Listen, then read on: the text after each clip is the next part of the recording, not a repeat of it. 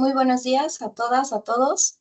Espero que me escuchen bien y bueno, si no, les agradeceré cualquier retroalimentación ahí con el licenciado Jorge también, que estará pendiente. Y bueno, no sé si ya puedan ver mi pantalla, mi presentación. Sí, se está cargando. Bueno, ya está proyectada. Solo falta colocarla en vista completa. Ok, ya la coloqué, entonces vamos a esperar unos segunditos y me avisas, por favor.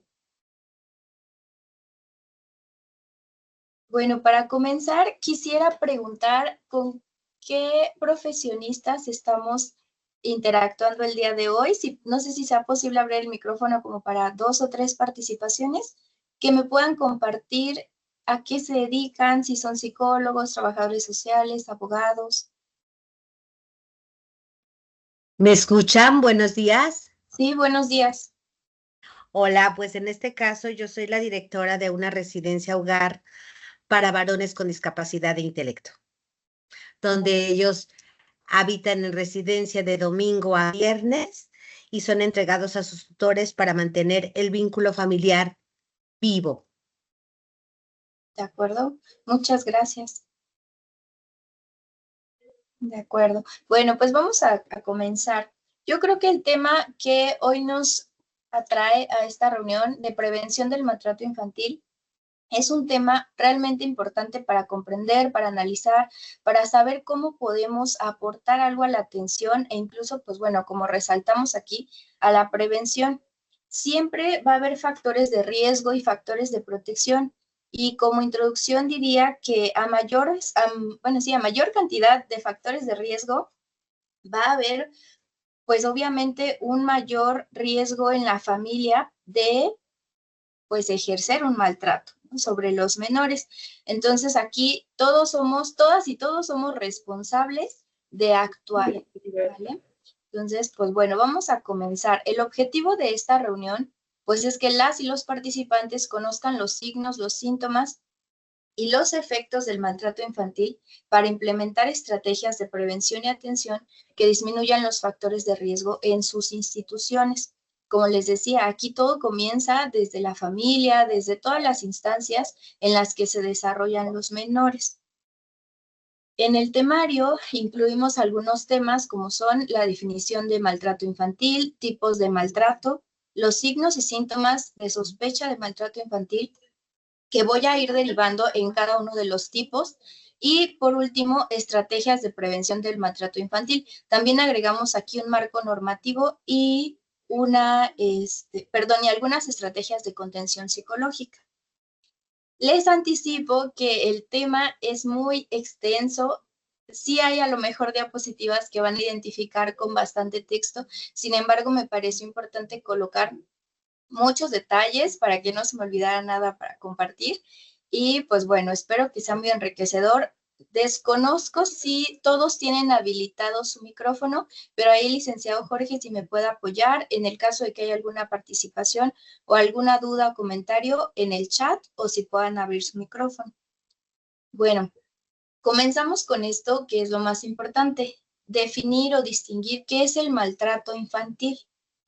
Es cualquier acción u omisión que cause daño físico, emocional o psicológico a un niño, niña o adolescente. Este daño puede ser provocado por madres, padres, familiares, docentes u otras personas responsables del cuidado de un menor. Según la OMS, el maltrato infantil incluye todo tipo de maltrato físico o emocional, abuso sexual, desatención, negligencia y explotación comercial o de otra índole que cause o pueda causar daño a la salud, al desarrollo o a la dignidad del menor, en el contexto de una relación de responsabilidad, confianza y poder. Y finalmente, desde una perspectiva legal y psicológica, también se describe como toda forma de perjuicio, castigo, humillación, trato negligente o abusivo, que puede ser físico o psicológico, hacia un niño, niña o adolescente, involucrando también explotación sexual o negligencia grave. Es importante aquí destacar que al hablar de maltrato infantil, también estamos involucrando, o sea, no solo a niñas y niños, sino que se abarca en ocasiones hasta los 18 años, que se cubre parte de la adolescencia, perdón. Ahora, vamos a abordar aquí 5 tipos de maltrato. Maltrato físico, emocional o psicológico, abuso sexual, negligencia o abandono y la explotación.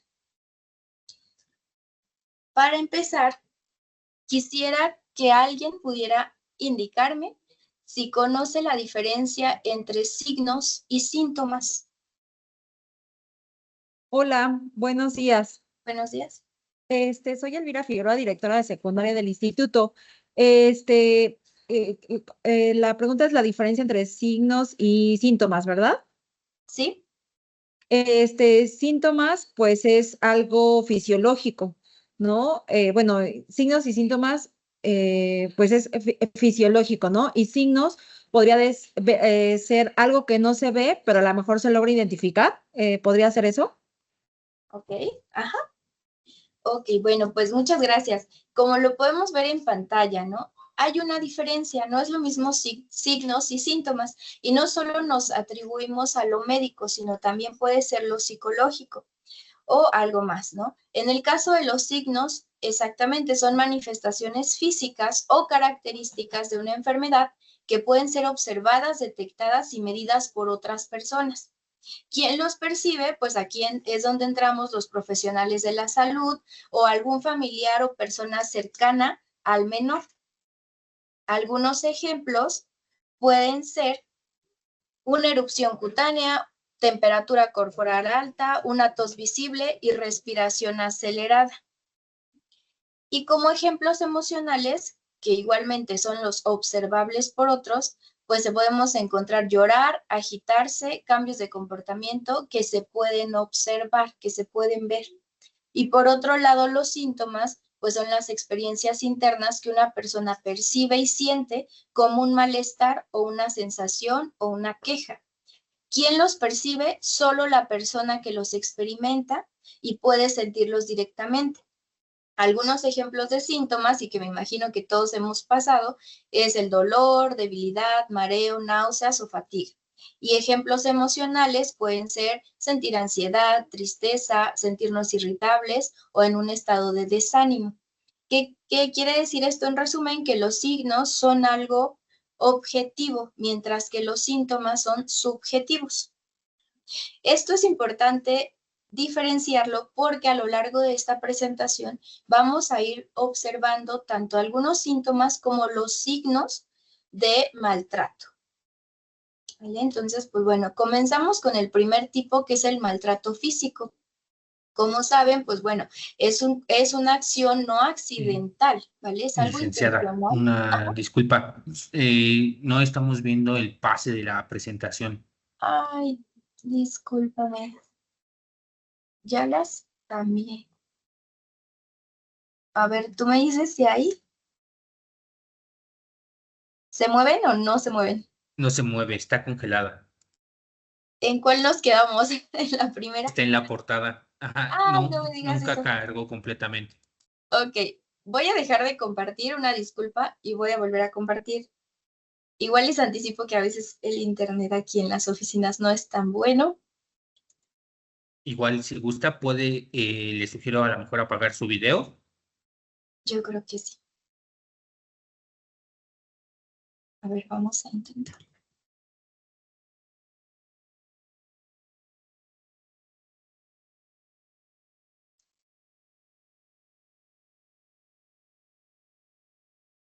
Voy a compartir de otra manera y espero que ahí ya. Ahí ya la pueden ver. Ok. No sé si Listo, ya se ahí. visualiza. ¿Sí? Estamos en la del objetivo. Objetivo, correcto. ¿De acuerdo? Bueno, ese ya lo leímos. El temario, me detengo un poquito por si no se vio antes. La definición de maltrato infantil. Los 5 tipos de maltrato. ¿Sí vamos bien? Sí, ¿Ok? La diferencia entre signos y síntomas. Y ahora sí me detendría en la de maltrato físico. ¿Sí se observa? Sí. Sí, Ok, de acuerdo, muchas gracias. Bueno, entonces estábamos en que es cualquier acción no accidental, es decir, intencional, por parte de un adulto que provoca un daño físico o que expone a un menor a un serio daño a la salud o a su desarrollo. Y este maltrato siempre se da en contexto de poder o confianza, es decir, es ejercido por la madre, el padre, tutor, docente o cuidador o cuidadora del menor. Las formas principales de maltrato físico infantil suelen identificarse en 8 subtipos clave, que son los siguientes: golpes en la cabeza o en el cuello. ¿A qué nos referimos con esto? Con abofetear, agarrar del cuello o golpear con la mano abierta son unos ejemplos. Torsiones de cara o torso. ¿Qué es esto? Movimientos que implican girar o rotar alguna parte del cuerpo del menor, azotar con objetos en torso o espalda. Golpes en las nalgas, que se pueden referir a palizas con cinturones, con una vara o con algún utensilio que tengamos a la mano. Extremidades, que se refiere a patear, apretar, morder en brazos o piernas. Manejo violento, que es arrastrar, lanzar, empujar, y pues bueno, también empujar hacia escaleras o paredes. Asfixia y ahogamiento, que involucra ahí tapar la nariz o la boca, presionar el cuello, sumergir intencionalmente al menor. Quemaduras o abrazamiento, que se refiere, pues bueno, a quemaduras con agua caliente, usando cigarrillos, planchas y pues generando una inmersión prolongada de alguna parte del cuerpo. Sacudida intensa del bebé, también conocida como síndrome del niño sacudido, y pues bueno, que esto puede generar frecuentes hemorragias intracraneales y retinianas. Ahora, ¿cuáles son algunas señales clínicas y lesiones indicadoras del maltrato físico? Las siguientes lesiones se consideran posibles lesiones centinela. ¿Qué quiere decir esto? Que parece que son temporales o que son fugaces, ¿no? Que son fugaces, temporales y que incluso pueden no tener algún mayor riesgo o alguna gravedad. Y son signos tempranos, especialmente si no hay una explicación médica plausible. ¿Qué quiere decir esto? Pues que un bebé es muy poco probable que se caiga y se haga un moretón en esta parte del antebrazo, ¿no? O que se queme con algún líquido. Entonces, vamos a identificar ahí también la edad y las explicaciones médicas posibles. Estas señales pueden ser, bueno, aquí hago una pausa. El maltrato físico, pues es el más fácil de identificar, porque muchas veces es algo que podemos observar y que se muestra en estas lesiones que describimos ahorita, ¿no?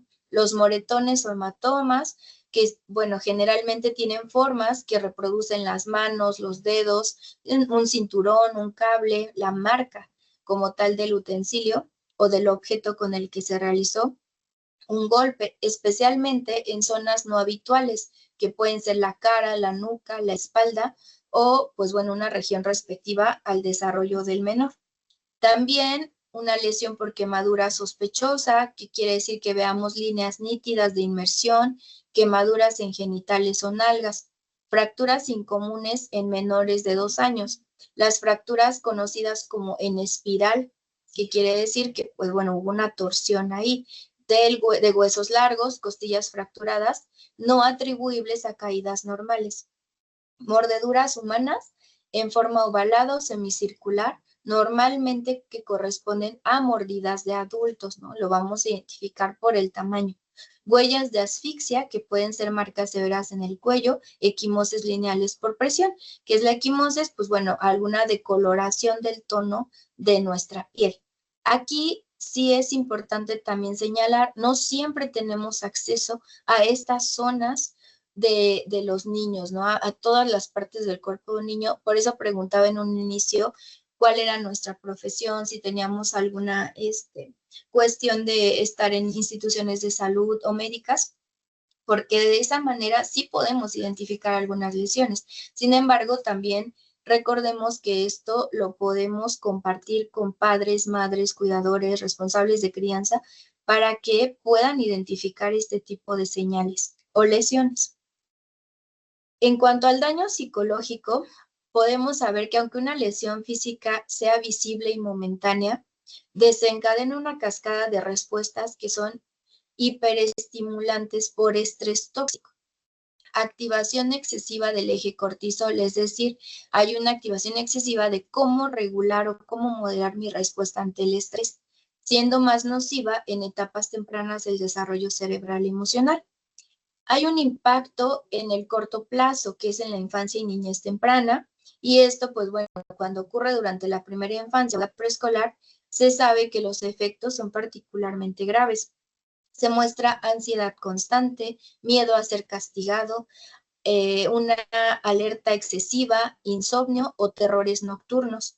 Hay también una regresión evolutiva. ¿A qué nos referimos con esto? Encopresis, enuresis, retraso en el lenguaje y pérdida de interés en el jugar.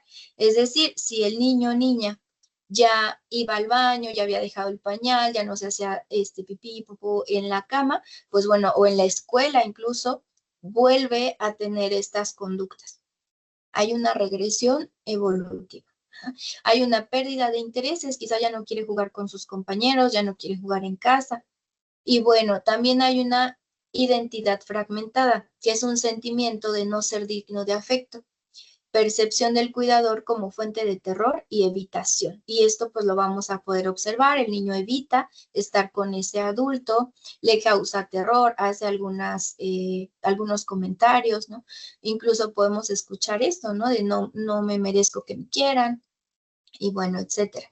Hay algunas secuelas psicológicas también que son a largo plazo y estas ya las vamos a ver reflejadas en la adolescencia y en la adultez, que son los trastornos mentales más frecuentes y que son los que se presentan en sobrevivientes a un riesgo significativo de maltrato. Estos, pues bueno, se desarrolla probablemente depresión mayor, trastorno de ansiedad, intentos de suicidio, uso de sustancias como el tabaco, alcohol o drogas y comportamientos sexuales de riesgo que a su vez pues nos van a llevar muy probablemente a infecciones de transmisión sexual.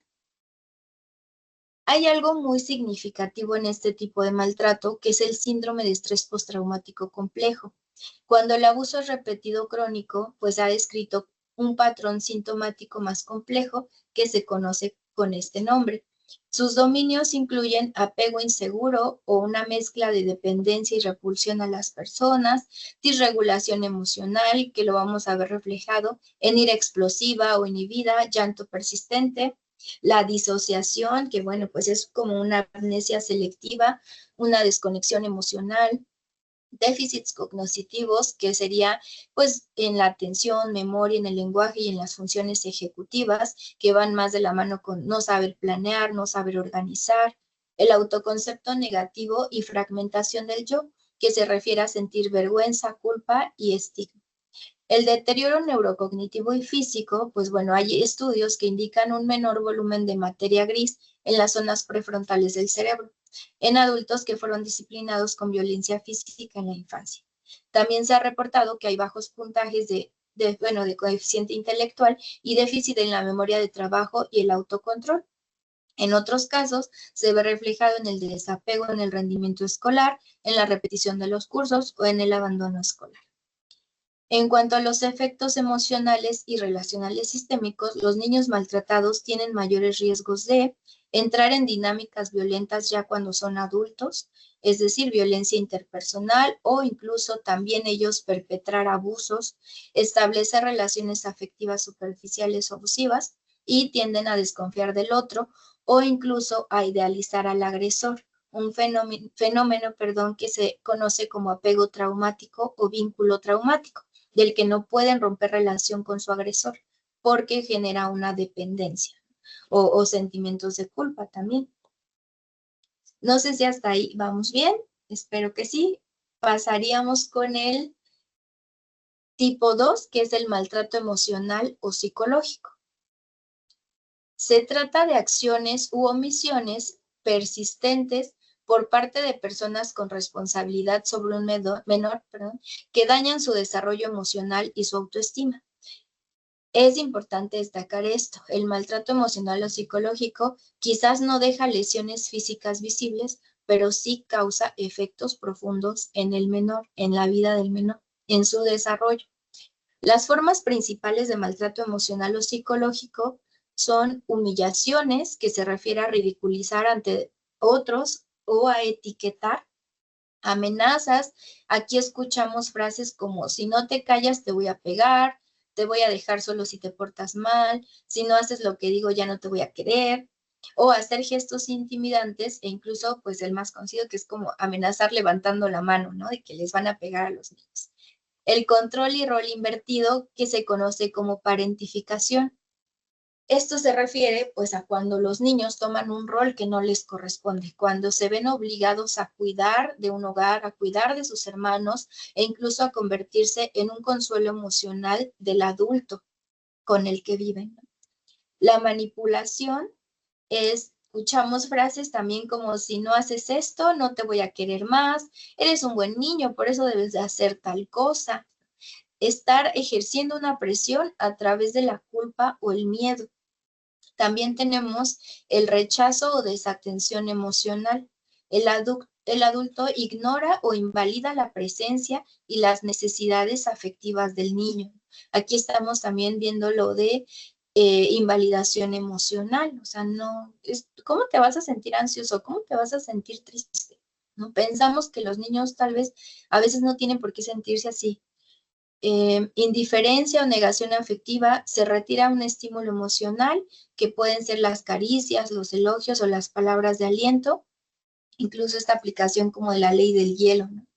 Aterrorizar, que es cuando se genera en el niño la idea de que el mundo es hostil, es peligroso, mediante insultos o amenazas. Aislamiento, se le priva de relaciones sociales normales, es decir, no se le permite jugar, no se le permite tener amistades, que no asista a la escuela. E incluso esto lo vamos a ver también para ocultar el maltrato que puede estar viviendo.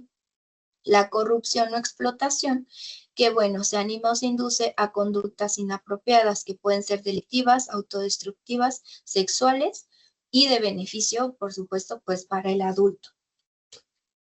En cuanto a señales e indicadores, pues bueno, está basado en evidencia clínica y en los listados, permítanme, utilizados en detección temprana.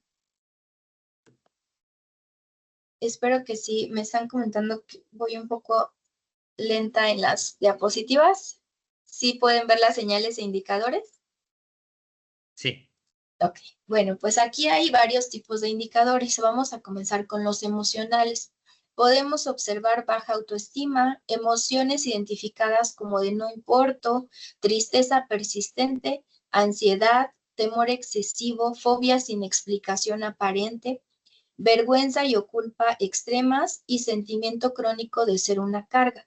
Esto muchas veces los niños lo van a expresar. Ahorita más adelante vamos a ver cómo un poquito podemos indagar más de esto, pero es muy observable también. Indicadores conductuales y sociales, pues bueno, tenemos la sumisión, berrinches, agresividad no justificada e incluso conductas como de rebeldía.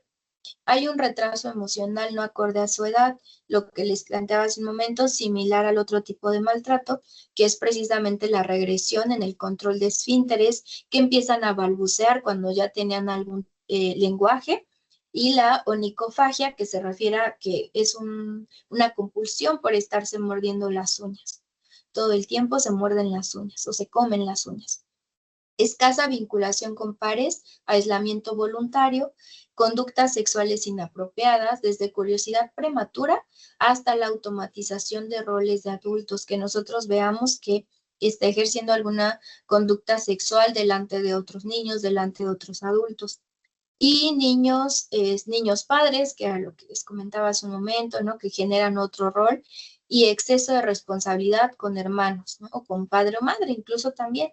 O sea, hacen acciones o tienen, perdón, acciones o responsabilidad no solo con sus hermanos, sino para satisfacer necesidades de sus padres o cuidadores.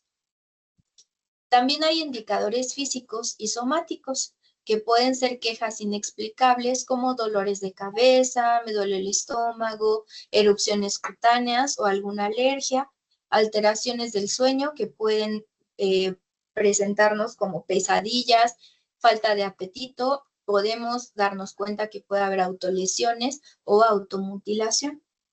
E indicadores contextuales, pues bueno, estamos viendo que los padres o cuidadores que minimizan los sentimientos del niño, retrasan respuestas cuando se les pregunta algo a los menores, cambian el tema, o cuando el niño llora o expresa algo al respecto, igual, ¿no? Como que lo intentan callar, no permiten que ellos se expresen. Explican síntomas físicos como que son cosas de la imaginación, eso nunca le había pasado, o eso es muy frecuente que le pase, no importa. Y en el entorno familiar tienen dinámicas agresivas entre adultos porque hay consumo de sustancias también, hay violencia de pareja, hay violencia doméstica y bueno, en general se percibe que hay una dinámica agresiva. Muchas veces cuando entrevistamos o tenemos el contacto con padres, madres, cuidadores, ellos tienden a normalizar algunas violencias, ¿no? Algunas agresiones, porque pues bueno, para ellos es una cuestión de crianza y también eso lo vamos a detectar ahorita. Es muy diferente cuando... Bueno, ¿Sí? licenciado, estoy en junta en la escuela, ahorita le puedo marcar. Perdón. Un micrófono abierto, adelante, maestra. Ay, ok, disculpen, pensé que era una duda. Bueno, aquí lo vamos a observar en la dinámica familiar. Como les decía, a veces se tienen muy normalizadas estas conductas, sin embargo, pues se trata de generar esta conciencia, que más adelante vamos a ver cómo lo podemos hacer. Podemos observar consumo de sustancias o violencia de pareja o doméstica. Y bueno, el tipo 3 de maltrato infantil es el abuso sexual. El abuso sexual se define como una acción mediante la cual se induce o se impone la realización de prácticas sexuales no deseadas o respecto de las cuales se tiene imposibilidad para consentir. Esto pasa mucho en adolescentes o preadolescentes, ¿no? Niñas, por ejemplo, que mantienen una relación sexual o que son obligadas, porque son obligadas a tener una relación sexual con un adulto mayor, ¿no? Muchas veces dicen, es que es mi novia, es mi novio, no piensan que hay un consentimiento, sin embargo, pues sabemos que esto no es posible, ¿no? Cuando se trata de un niño o un adolescente, es imposible obtener este consentimiento consciente, ¿no? Entonces, pues bueno, también se refiere a cualquier tipo de contacto físico o no físico. ¿Qué quiere decir esto? Que puede ser toqueteo, caricias o juegos sexuales donde un menor no tiene conocimiento de ello o la capacidad, como lo mencionaba hace un momento, de consentimiento y donde existe también un engaño o una autoridad maliciosa. Cualquier acto sexual con un menor en el que se ejerce poder o desigualdad de edad, conocimiento o autoridad es un abuso, aun si no hay contacto físico. Hay formas principales también de abuso sexual. Hay dos tipos, abuso con contacto, que es directo y físico, y abuso sin contacto, que es indirecto o digital. En el primero podemos encontrar la manipulación o el contacto genital, penetración vaginal, anal u oral, que también se equipara con violación infantil, incesto, que es la relación sexual que se da entre familiares por sangre o por afinidad, y el estupro, que es una relación sexual con un adolescente que consiente, engañada o manipulada. En la segunda forma, tenemos el grooming, que es un adulto que se gana la confianza del menor. Este puede ser de manera presencial o digital para luego abusar del menor. Exposición pornográfica al menor o exhibición genital, creación o difusión de imágenes íntimas, lo que se conoce como sexting, por coerción, sextorsión, que ahorita, bueno, actualmente se está dando mucho con el uso de la inteligencia artificial o de los deepfakes, que son audios o videos falsos. Explotación sexual comercial, como es el turismo sexual o la prostitución. En cuanto al abuso sexual, también hay señales e indicios clínicos. En los signos físicos podemos encontrar aquí nuevamente, lo vamos a encontrar por medio a lo mejor de la confianza, de que un menor se nos acerque y nos haga algún comentario, alguna afirmación de cómo se siente, o bien, pues bueno, ya con la presencia de padres, madres que estén al tanto del cuerpo de sus hijos y puedan identificar esto, o bien en una cuestión más médica, que pueden ser dolor, hinchazón, laceraciones o sangrado en genitales externos, en vagina o recto, contusiones o infecciones en zona urogenital. Pueden reportarnos dolor al orinar o al defecar, enfermedades de transmisión sexual, especialmente en menores no activos sexualmente, ¿no? Podemos encontrar aquí herpes, sífilis, VIH, VPH, cuando pues ellos aún no inician una vida sexual, ¿no? Bueno, no tendrían que haber iniciado una vida sexual. Embarazo en niñas y adolescentes o determinación inesperada, que son ILES o IVES. Esto se da mucho en los centros de salud, que puede ser que llegan a solicitar, ¿no?, un método anticonceptivo o a solicitar una ILE o una IVE, que es una interrupción legal del embarazo o interrupción voluntaria del embarazo. Y pues bueno, tenemos que indagar ahí qué está pasando, ¿no? ¿Por qué están acudiendo por este servicio? Aunque la mayoría de las víctimas no siempre presentan lesiones, también pues debemos considerar esta posibilidad.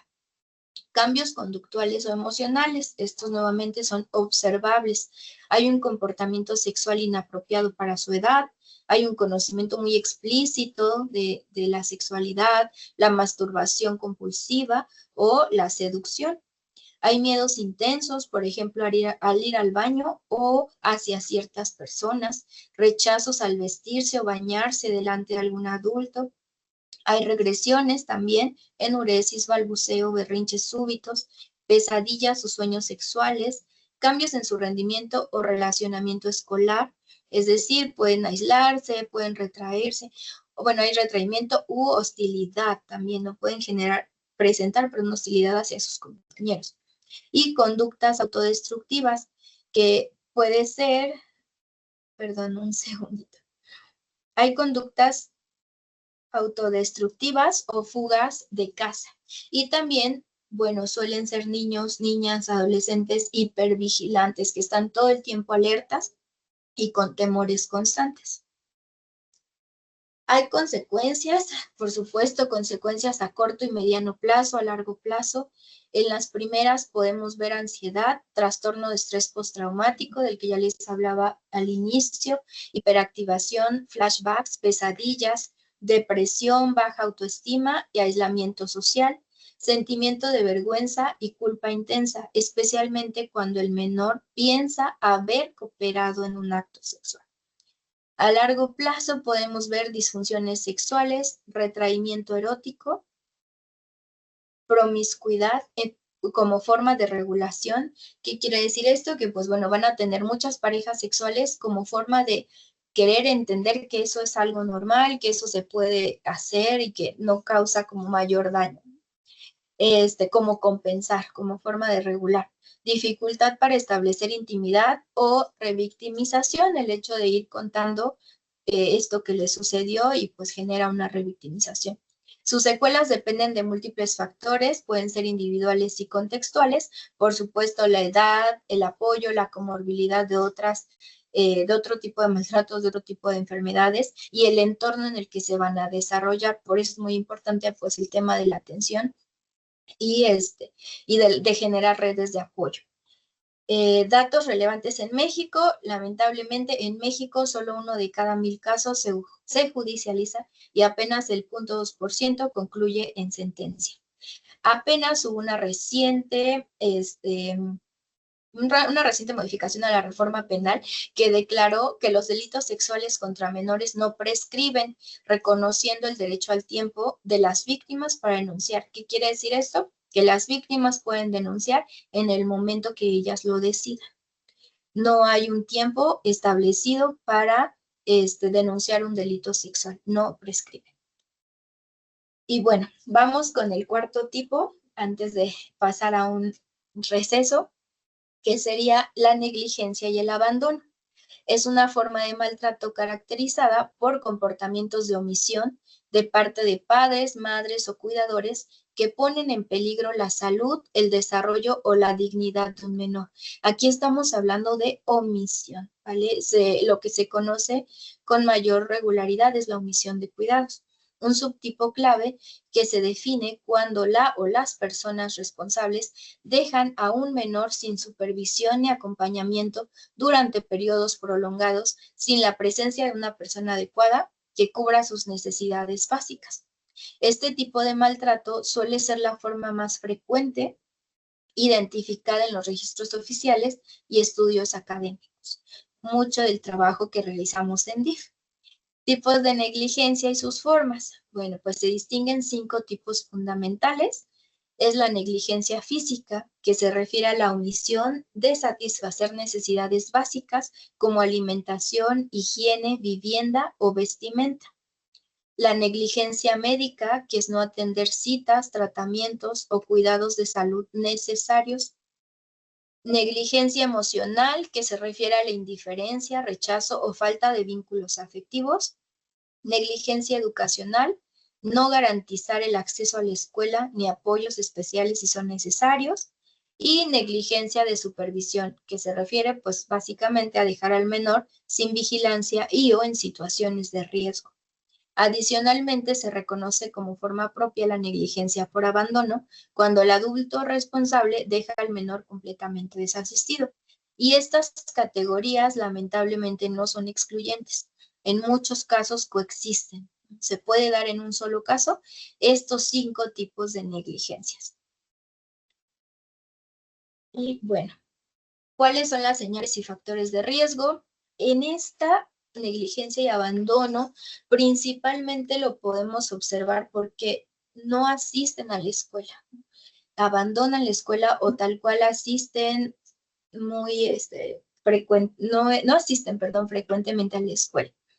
Hay una vestimenta inapropiada o falta de higiene. Sabemos que hay muy poca atención hacia la ropa que usa o hacia la higiene personal o la higiene de la ropa, la limpieza en la ropa del niño, del menor. Retrasos en el desarrollo motor, emocional o cognitivo. Hay malnutrición y enfermedades recurrentes, ¿no? Hay defensas bajas, desorganización familiar, no se ponen de acuerdo en quién es el responsable, quién lo lleva, quién lo trae de la escuela, quién es el responsable de bañarlo, ¿no? De alimentarlo. Entornos con adicciones o con violencia intrafamiliar.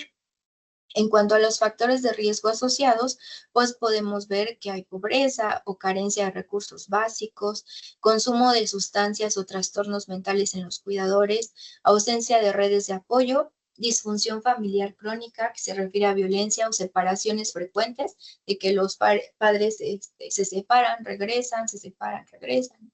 La negligencia también enmascara el abandono de niñas y niños que incluso dentro del hogar carecen de una atención diaria. Bueno, las consecuencias del maltrato por negligencia y abandono pueden ser igualmente neurobiológicas, cognitivas, emocionales y conductuales. En las primeras, pues bueno, vamos a observar una reducida estimulación temprana que impacta, por supuesto, en funciones ejecutivas, como son también la memoria o la regulación emocional, las cognitivas, que generan un retraso en el aprendizaje, una baja autoestima, falta de empatía y déficit emocional, emocionales, trastornos de ansiedad, de depresión, traumas complejos y dificultades para gestionar el estrés o las emociones. Conductuales, que pueden ser agresividad, indisciplina, aislamiento social y conductas de riesgo o delictivas. Y bueno, el último tipo de maltrato infantil se deriva en explotación infantil. Este implica la utilización de niñas, niños, para beneficio económico o sexual de otra persona. Cuando se aprovecha una situación de vulnerabilidad o desigualdad de poder. Incluye actos de explotación sexual comercial, laboral y trata de personas. Y es considerada una violación de derechos fundamentales. También hay tipos principales de explotación infantil. Se identifican al menos 7 modalidades mundialmente. La primera sería la explotación laboral, por supuesto ilegal o forzada. Incluye trabajos peligrosos de tiempo completo, sin remuneración y fuera de horarios escolares. La mendicidad forzada, en la que niñas o niños se ven obligados a pedir dinero u objetos en vías públicas, por ejemplo, en centros comerciales. La esclavitud doméstica, que es el cuidado del hogar en condiciones tal cual de servidumbre, con control total del entorno.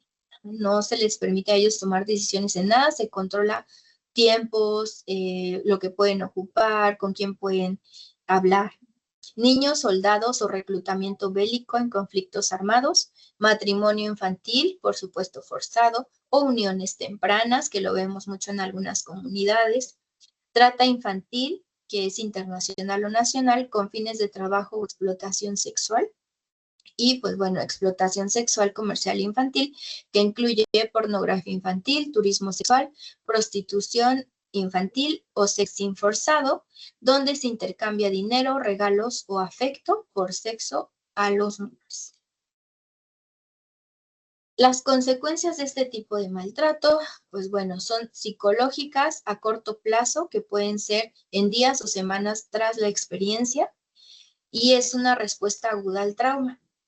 Hay ansiedad, miedo persistente, hipervigilancia, pesadillas o flashback, características centrales del trastorno de estrés postraumático, emociones de culpa y vergüenza, incluso cuando no hubo consentimiento, autopercepciones negativas de sí mismos graves como baja autoestima. Síntomas somáticos funcionales, que son insomnio, alteraciones del apetito, dolores de estómago, de cabeza, dificultad para orinar o síntomas ginecológicos sin causa orgánica aparente o clara. Dificultades académicas y sociales. Igualmente hay ausencias frecuentes, disminución en el rendimiento escolar, deserción escolar, retraimiento o rechazo al contacto, desinterés general por compañeros o actividades escolares. Conductas desadaptativas precoces, como ira explosiva, agresividad en contextos diferentes, frustración o miedo mezclado con impulsividad, ¿no? Es el no saber cómo reaccionar ante algo. Aquí podemos ver que, bueno, afecta en la salud física y, pues, bueno, genera conductas de riesgo, que puede ser el estrés tóxico y deterioro fisiológico. Que aquí, bueno, nos dicen algunos estudios que se afecta el sistema inmunitario. ¿Qué quiere decir esto? Que se corre más el riesgo de generar enfermedades cardiovasculares, obesidad, cáncer, entre otras. También hay comportamientos sexuales de alto riesgo, como son los embarazos precoces o adolescentes, no planificados, no deseados, el tener múltiples parejas sexuales sin protección y las ITS. En efectos intergeneracionales y funcionalidad, pues bueno, también hay algo que se llama transmisión generacional del trauma, y esto es que los progenitores que tienen una historia de abuso tienen un mayor riesgo de ejercer violencia o agresiones o maltrato con castigos severos o negligentes con sus hijos, ¿no? Fomentando así pues un ciclo de violencia familiar. Los entornos que limitan sus posibilidades, que bueno, pues vamos a obtener un bajo nivel educativo, dificultades de empleo formal o estable, ingresos precarios, redes sociales débiles y pues bueno, en sí que se mantenga una vulnerabilidad social con todos los factores o indicadores que hemos ido mencionando, estructuralizada, pues bueno, que se mantenga en el ciclo de una familia y de esa persona. Factores que influyen en la gravedad del impacto, pues bueno, puede ser la naturaleza o el tipo de explotación, si fue explotación sexual, si fue trabajo forzado, si fue mendicidad. Su combinación con violencia física o emocional, pues eleva riesgos. La duración y la repetición, el vínculo con el agresor o red, si es más grave, si el niño depende o convive y si su agresor es parte de su familia. Edad durante la exposición traumática. Se menciona en algunos estudios que, bueno, cuando ocurre antes de los 5 años, se altera profundamente el desarrollo cerebral. Y el acceso a atención oportuna.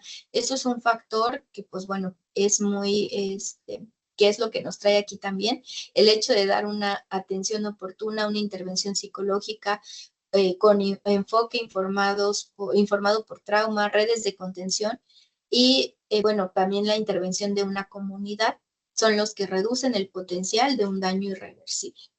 Aquí también me parece importante rescatar como esta parte de que a veces trabajamos con población, o hablo desde mi punto de vista DIF, trabajamos con población que sus padres, madres, tutores son comerciantes.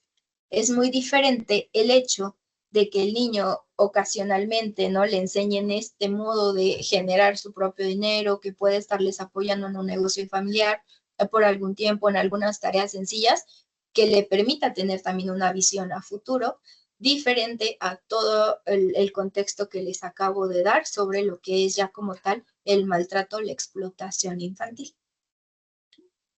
Y bueno, aquí no sé si haya alguna duda, licenciado, si me apoya, si hay algo en el chat, porque no tengo posibilidad o oportunidad de verlo. Tenemos unos minutitos, o si no, bien lo dejamos y vamos al receso. No, maestra, no tenemos ninguna pregunta o comentario a través del chat. De acuerdo. Entonces, si gustas, tomamos el receso para pasar con las estrategias posteriormente básicas de contención psicológica y como tal a lo que nos compete, que son también estrategias de prevención. Bueno, antes de pasar a este tema, quiero aclarar, creo que todos nos dimos cuenta de que a pesar de que hay indicadores, signos, síntomas, señales de tipo de maltrato, en algunos pueden ser muy similares. Por eso es importante este tipo de capacitaciones para que podamos aprender a distinguir, a agrupar estos signos, ¿no? Para poder dar un diagnóstico adecuado, oportuno, para poder brindar la ayuda necesaria. Y bueno, ahora pasamos, si se ve, las estrategias básicas de contención psicológica. ¿Por qué quise agregar estas estrategias básicas? Porque quiero que los veamos como primeros auxilios psicológicos. Creo que todos sabemos que hemos ido a cursos donde nos enseñan incluso cómo realizar RCP, ¿no? Como nos avisan, nos informan, perdón, cómo lavar una herida cuando la tenemos, ¿no? Que nos cortamos. Vamos aprendiendo ese tipo de intervenciones o atenciones urgentes. ¿Y por qué no hacerlo con este tipo de atención o contención psicológica? También usarlo como algo que podemos saber todos, ¿no? No solamente un psicólogo, una psicóloga, un médico, una médica, o sea, que lo sepamos todos y bueno, que tengamos conocimiento solamente de algunas estrategias básicas, ¿no? Para saber qué hacer ante un caso que llegue a nosotros de maltrato infantil. Aquí agregué una lista, que son 7 estrategias básicas. La primera, pues bueno, se denomina escucha activa y validación emocional. ¿A qué nos referimos con esto? Pues a que es esencial escuchar sin interrumpir, mostrar empatía y comprensión. Validar las emociones de un menor significa significa reconocer, que lo que sienten es legítimo, es válido, sin juzgar ni minimizar sus experiencias. Y frases tan sencillas como entiendo que te sientes así, o entiendo que esto te hace sentir triste, ¿no? Ponerle nombre a esas emociones que estamos observando pueden ser muy reconfortantes para esa persona, ese menor que nos está teniendo la confianza de acercarse para compartirnos que está viviendo una experiencia de maltrato, ¿no? O en la que estamos nosotros solamente reconociendo sin que él nos lo exprese, ya con las señales que previamente identificamos. También, ¿a qué nos referimos con escuchar? Pues bueno, a pensar. Estamos acostumbrados a veces a escuchar para pensar qué vamos a responder. Aquí es importante escuchar sin interrumpir, pensando en cómo se siente ese menor, esa niña, ese niño, ese adolescente. ¿Cómo se siente? ¿Cuál es la emoción que está emergiendo ahí? ¿Qué mensaje me está queriendo transmitir? Y también, muy importante, identificar qué necesita que yo haga. Incluso eso lo podemos preguntar directamente cuando ya hay una mayor conciencia. Pero muchas veces, como les decía, una frase es muy reconfortante y con eso vamos a aportar mucho. Pero también puede ser otro tipo de de situación o de necesidad la que él esté esperando que cubramos, ¿no? En segundo lugar, pues bueno, existen las técnicas de relajación y respiración, que bueno, nos ayudan en momentos de angustia. Enseñar a los menores a realizar respiraciones profundas o diafragmáticas puede ayudar a calmar su sistema nervioso, ¿no? A relajarse. Por ejemplo, lo más básico, podemos pedirles que pongan sus manitas así o en las piernitas, ¿no? Que cierren sus ojos o con ojos abiertos, que inhalen durante 4 segundos, sostengan la respiración por 4 segundos y exhalen lentamente por 4 segundos, ¿no? Esta técnica puede reducir la ansiedad y promover la autorregulación. También tenemos incluso las estrategias de mindfulness, ¿no? Como la respiración de la abeja. Algunos a lo mejor aquí la han escuchado, que se ponen con las piernitas cruzadas, pueden hacer esto, ¿no? O ponerlas sobre sus piernas, las manitas, e igual, o sea, cerrar los ojos, respirar profundo y taparse los oídos para que al exhalar hagan el sonido como de una abeja, sin abrir los labios, perdón, con labios cerrados, boca cerrada, solamente intentar hacer el sonido de la abeja. Y bueno, el establecimiento de límites claros y consistentes. Es importante que en cualquier lugar, en cualquier contexto, definamos reglas y consecuencias, tanto negativas como positivas, de manera clara y coherente. Esto proporciona estructura y seguridad, ayudando a las y los menores a comprender las expectativas y a sentirse protegidos. El uso del lenguaje positivo y constructivo, que se trata también de reemplazar frases negativas por afirmaciones positivas y que esto puede ayudar a cambiar la dinámica de la interacción. Un ejemplo, en lugar de decir no hagas esto, podemos decir tú puedes hacer esto, ¿no? O por favor elige otra opción. El cambiar el no grites, ¿no? A lo mejor vamos a moderar nuestro tono de voz. Esto, pues bueno, fomenta una comunicación más efectiva y respetuosa. El fomento de la expresión emocional a través de actividades creativas, como pueden ser el dibujo, la escritura, la lectura de algunos cuentos con valores, la música, pues bueno, que permite a los menores expresar sus sentimientos de manera segura.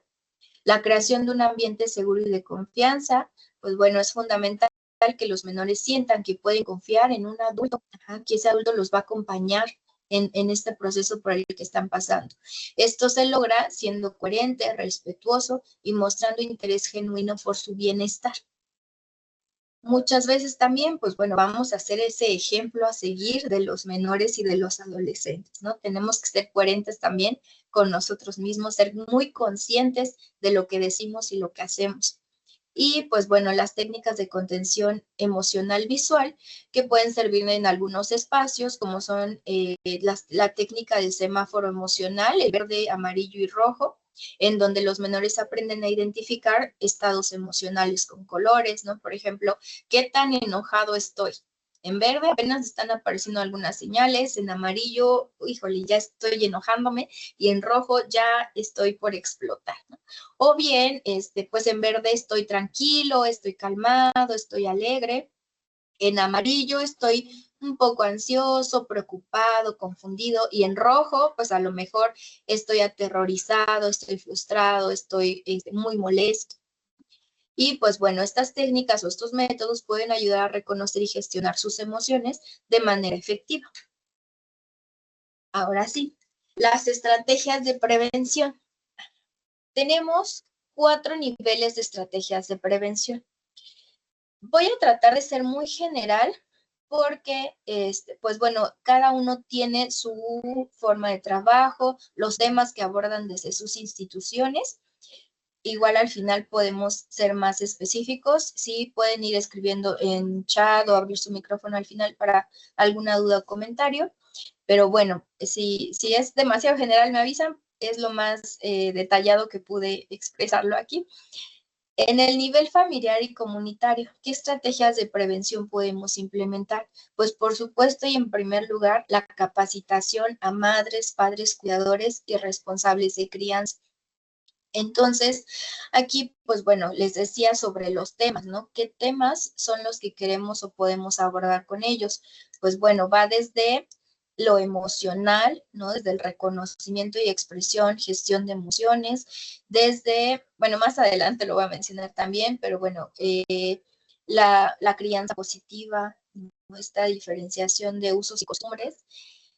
Bueno, la OMS recomienda también fortalecer vínculos familiares mediante métodos de crianza afectiva, visitas domiciliarias para dar un seguimiento, la formación en desarrollo infantil y una disciplina no violenta.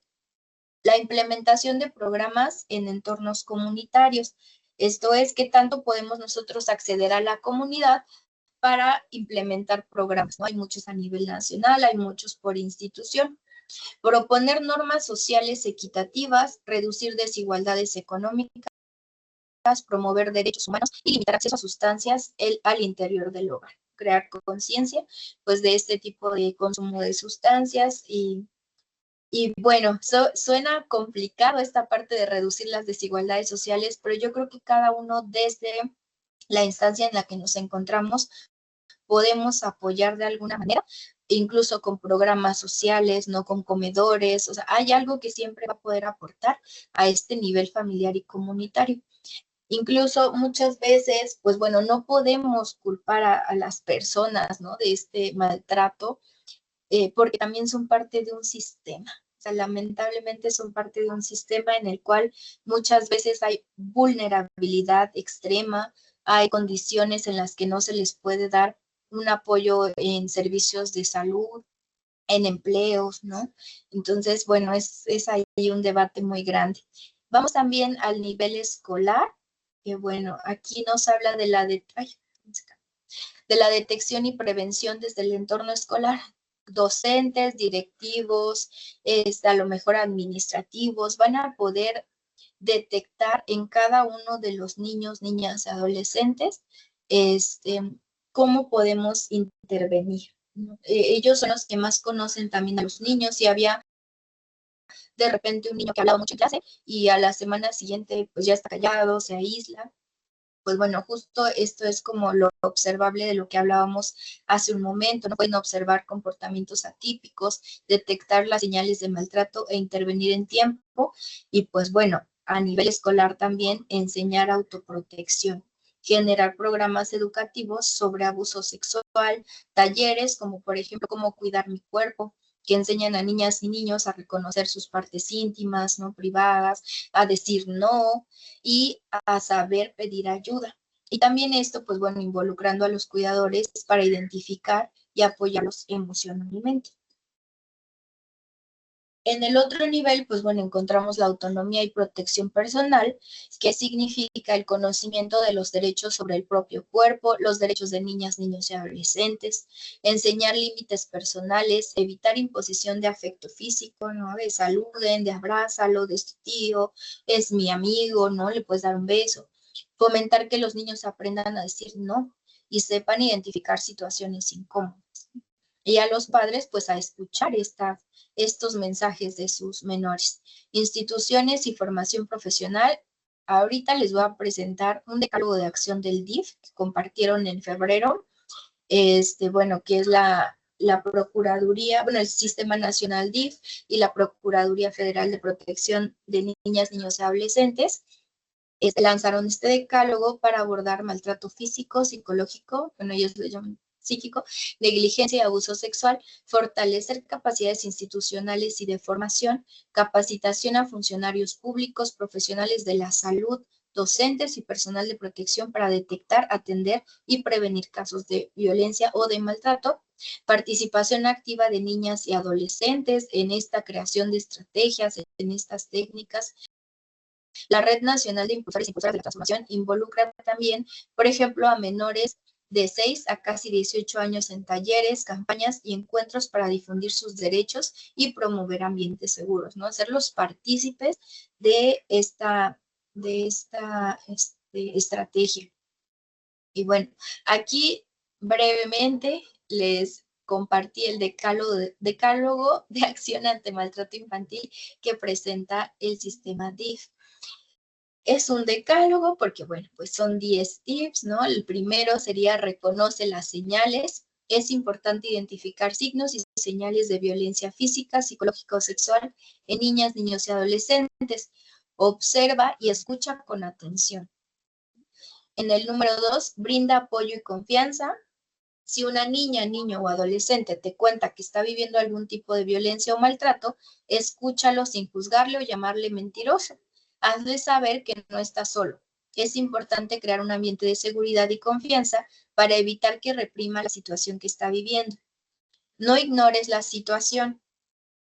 Es decir, no podemos ser omisos. Al darnos cuenta de que hay una situación de maltrato o de violencia, pues no vamos a ser omisos, no nos vamos a quedar callados. El silencio puede poner en peligro la vida de las niñas, niños y adolescentes. Entonces, pues es fundamental actuar de inmediato cuando tenemos conocimiento de que se está siendo víctima de maltrato. En el número 4, evita enfrentar de manera directa a la persona agresora. Enfrentar a la persona probablemente responsable sin apoyo de autoridades puede poner en riesgo la integridad de la niña, niño o adolescente y también la de nosotros. Busca ayuda profesional. Aquí, bueno, nos marca que podemos acudir a la Procuraduría Federal de Protección de Niñas, Niños y Adolescentes. Aquí también en la Ciudad de México tenemos la Procuraduría de Protección de los Derechos de Niñas, Niños y Adolescentes. Y bueno, hay una en cada estado. Y al Ministerio Público para recibir orientación y apoyo legal. En el número 6, denuncia el caso. Nos genera o nos comparten, perdón, la línea de emergencia, que es el 911, y también los teléfonos de la Procuraduría Federal. También podemos acudir a las autoridades locales y recuerden que pues el reporte puede ser anónimo. Proporciona la mayor información posible en el número 7. Cuando tengas conocimiento de que una niña, niño o adolescente es víctima de violencia, trata de obtener los datos necesarios para ayudarle. Es decir, su nombre completo, si la persona es menor de edad, de las personas adultas que ejercen la violencia, la dirección donde pueden ser localizados, algunos rasgos físicos, número telefónico, para solicitar mayor información. Al hacer el reporte, describe los hechos de los que tuviste conocimiento e informa si deseas que tu reporte sea anónimo. En el número 8, no necesitas pruebas para denunciar o iniciar un reporte. Aunque las evidencias pueden ayudar, no son un requisito para hacer tu reporte. Es mejor reportar una sospecha que ignorar un posible caso de maltrato. Número 9, confía en el proceso de seguimiento. La Procuraduría y las autoridades correspondientes evaluarán el caso y dictaminarán las medidas de protección necesarias y garantizarán la seguridad de las personas menores de edad. Para dar seguimiento a tu reporte, puedes llamar a las mismas líneas en las que hiciste el reporte. Y número 10, ser parte del cambio. Romper el ciclo de la violencia empieza con cada una y uno de nosotros. Infórmate, denuncia y apoya la protección de los derechos de niñas, niños y adolescentes. Esto, pues bueno, fue publicado en febrero de 2025. Continuando con las estrategias de prevención. Es muy importante tener presente que todos los participantes que estamos el día de hoy aquí, seamos muy conscientes de que en cuestión de prevención, todas y todos tenemos responsabilidades. Como integrantes de una familia, como ciudadanos, como comunidad, como órganos gubernamentales, instituciones de asistencia privada, organizaciones sociales. Si detectamos algún caso de maltrato, tenemos que atenderlo y o referir. La elaboración y capacitación de protocolos para la prevención, detección y actuación en casos de maltrato son indispensables en cada una de las instituciones. Que tengan este protocolo de actuación. ¿Qué voy a hacer si identifico un caso de maltrato? ¿Qué voy a hacer si identifico un caso de maltrato en específico, físico, psicológico, de abuso sexual? Y darlo de conocimiento a todo nuestro personal, a todos nuestros colaboradores que vayan incluyéndose en los equipos. También, pues bueno, siempre van a ser una estrategia muy clave las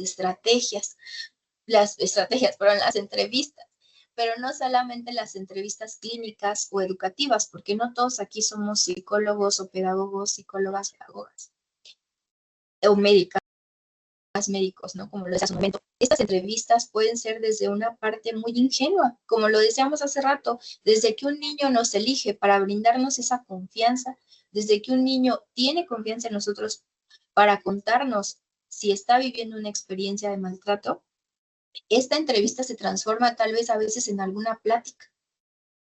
Y podemos indagar un poquito más si escuchamos con ingenuidad.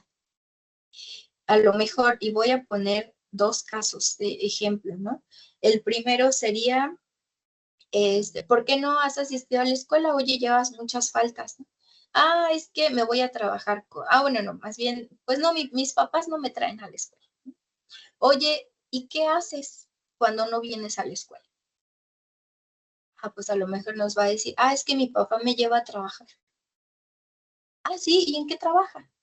Y así, ¿no? O sea, ir generando esta entrevista desde una plática, desde el escuchar ingenuamente, pero también con una cierta orientación hacia los signos que queremos detectar. También otro ejemplo, en el caso de un abuso sexual, ¿no? Si el niño, niña, no quiere entrar a clase de educación física. Cuéntame, ¿qué no te gusta de la clase? No, pues es que el maestro a veces nos pone a jugar cebollitas. Yo creo que lo conoce porque es un juego de su tiempo, ¿no? Aquí a veces, aunque tengamos nosotros en mente una respuesta, siempre va a ser importante preguntar qué nos está queriendo decir el niño, cómo lo puede explicar con sus palabras. Niño, niña, perdón. Por ejemplo, ¿no? A ver, cuéntame, ¿no? ¿De qué se trata ese juego de las cebollitas?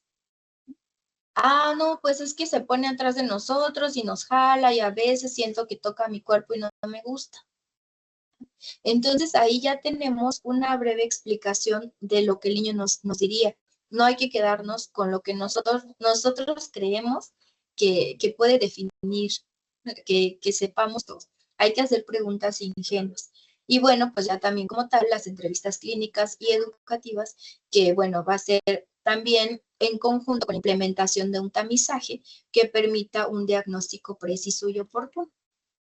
También, evidentemente, está la impartición de pláticas, talleres o capacitaciones para madres, padres de familia, responsables de crianza y cuidadores sobre el reconocimiento, gestión y expresión de emociones, ¿vale? Que no solamente es para los niños, es también para adultos, para docentes, para responsables de crianza, porque nosotros somos también de quienes los niños observan estas conductas, ¿no? La educación sexual integral, la concientización acerca de los tipos de violencia, de los estilos de crianza, sobre crianza positiva y también muy importante sobre el conocimiento de leyes. El desconocimiento no nos exime de responsabilidad, ¿vale? Y como les decía hace un rato, también aquí resaltan los usos y costumbres, ¿no? Las tradiciones, lo que se viene de generación en generación, pero eso no nos exime de violar las leyes, ¿no? De vulnerar los derechos de las niñas, niños y adolescentes. Y por eso es importante también impartir estos temas, ¿no? De derechos. También, pues bueno, vamos a reconocer que es muy importante el establecimiento de redes institucionales, saber qué hacen las distintas instancias, organizaciones privadas y gubernamentales, informarnos qué servicios, qué programas pueden aportarnos. La determinación de acuerdos y seguimiento a casos entre madres, padres, cuidadores, responsables de crianza, docentes e instituciones. Muchas veces incluso podemos hasta firmar consentimientos, ¿vale? Tener consentimientos informados en donde se haga un plan integral de atención, de seguimiento y que seamos corresponsables, ¿no? Que tanto ellos firmen que van a ser responsables y van a seguir estos acuerdos y van a permitir este seguimiento a algo que nos preocupa del menor o de la menor, como también lo que nos toca a nosotras como instituciones hacer. Hay que establecer, pues bueno, estas alianzas interdisciplinarias y multidisciplinarias, aprender de todo un poco. Y a veces, pues bueno, es necesario separar a los menores de los maltratadores o agresores. Sin embargo, aquí quiero resaltar que el DIF debería ser la última de las opciones. Primero se hace como tal, pues bueno, esta parte de la prevención, si ya no surge un caso de la atención, pero siempre, por ejemplo, la Procuraduría del DIF agota la red familiar, ¿no? Agota esta red que pueda apoyar a restituir los derechos de los menores. Y bueno, pues la identificación de derechos vulnerados. Como les decía, es muy importante que todos conozcamos los derechos de niñas, niños y adolescentes, la Constitución, ¿no? Que nos permita identificar cuáles están siendo vulnerados y con base en eso buscar apoyos sociales para restituirlos desde lo que nos compete. Y bueno, eso es, en resumen, el marco nacional en México. Pues bueno, tenemos la Constitución Política de los Estados Unidos Mexicanos, ¿no? Que ha incorporado tratados internacionales sobre los derechos humanos y pues bueno, que establece que el Estado velará por el cumplimiento del principio de interés superior de la niñez, garantizando plenamente sus derechos. La Ley General de los Derechos de Niñas, Niños y Adolescentes, publicada en 2014, y pues bueno, reconoce todos estos derechos que pueden ver en pantalla: derecho a la vida, a la identidad y a vivir en familia, derecho a la igualdad sustantiva y a la no discriminación, derecho a vivir en condiciones de bienestar y a un sano desarrollo integral, derecho a una vida libre de violencia y a la integridad personal, derecho a la protección de la salud y a la seguridad social, a la educación, al descanso y al esparcimiento, derecho a la libertad de expresión y de acceso a la información, derecho de participación, asociación y reunión, derecho a la intimidad y a la seguridad jurídica, derecho de niñas, niños y adolescentes migrantes y derecho de acceso a las tecnologías de la información y comunicación. Y también, pues bueno, existe esta que es la Ley de Derechos de Niñas, Niños y Adolescentes de la Ciudad de México. También tenemos la Ley Nacional del Sistema Integral de Justicia Penal para Adolescentes, que establece un sistema de justicia especializado para esta población, enfocado en la reinserción social y la protección de sus derechos en lugar de la criminalización. Sin embargo, recientes reportes indican un aumento en las causas penales contra adolescentes en México, lo que subraya la necesidad de fortalecer este sistema. Aquí igualmente hay un gran debate. ¿Por qué? Porque pues hay adolescentes que quizás no se deben de criminalizar o juzgar, ¿no? Porque también han sido víctimas. Pero, pues bueno, atentan también contra los derechos de otras u otros niños y adolescentes. En cuanto a principios rectores, pues bueno, tenemos principios fundamentales que guían la protección de los derechos infantiles, y estos incluyen, como lo mencionaba hace un momento, el interés superior en la niñez, que se refiere a todas las decisiones y actuaciones del Estado deben velar y cumplir con este principio, garantizando de manera plena los derechos de los menores. Todos los niños y adolescentes deben gozar de sus derechos sin discriminación alguna.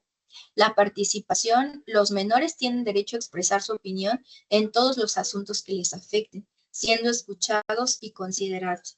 Desarrollo integral, que se refiere a garantizar el acceso a servicios de salud, de educación, de alimentación y esparcimiento para un desarrollo pleno. Y bueno, en cuanto a reflexiones y recomendaciones finales, tenemos algunos puntos. El primero sería crear entornos seguros y de confianza, en los cuales, pues bueno, se fomente la comunicación abierta, enseñar límites, escuchar activamente a niños y romper el silencio, porque el silencio, pues bueno, favorece los abusos. Fomentar la capacitación continua y multidisciplinaria para cuidadores, maestros, personal médico y funcionarios que requieren formación para identificar señales de riesgo y saber cómo actuar. En el número 2, prevención institucional con enfoque integral. Pues bueno, aquí la sugerencia es aplicar el decálogo del DIF, fortalecer instituciones como procuradurías y asegurar coordinación entre autoridades, escuelas, salud y comunidad. El empoderamiento infantil, involucrar a niñas y niños como defensores de sus propios derechos a través de redes participativas y de talleres que sean atractivos y adecuados para su edad. Atención especializada y reparación. Cuando hay maltrato, pues es vital brindar atención médica y psicológica inmediata. Podemos iniciar con esta parte de la contención y posteriormente buscar algo más óptimo. Pero más importante, pues es prevenir para que no ocurra en primera instancia ningún tipo de maltrato. Y bueno, ya quisiera concluir, creo que nos sobra un poquito de tiempo, pero por si hay dudas, preguntas, algún comentario, y también cederle la palabra nuevamente a nuestro anfitrión. Quisiera terminar con esta frase. Prevenir el maltrato infantil en México es un deber colectivo que exige hogares con amor, instituciones preparadas, políticas valientes, construcción de entornos seguros y una infancia que no solo sea protegida, sino también escuchada y empoderada y que ejerza sus derechos en la vida diaria. Muchísimas gracias. Muchas gracias, licenciada Fernanda. Una intervención muy acotada en cuanto a los términos que las instituciones deben de considerar al momento de prevenir e identificar estos signos de maltrato infantil. Si alguien deseara participar, por favor, puede levantar la mano o bien activar su micrófono. ¿Alguien desea hacerlo?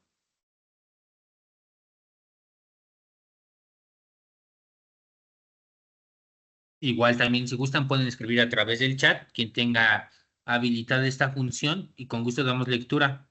¿Alguien tiene alguna duda o algún comentario adicional?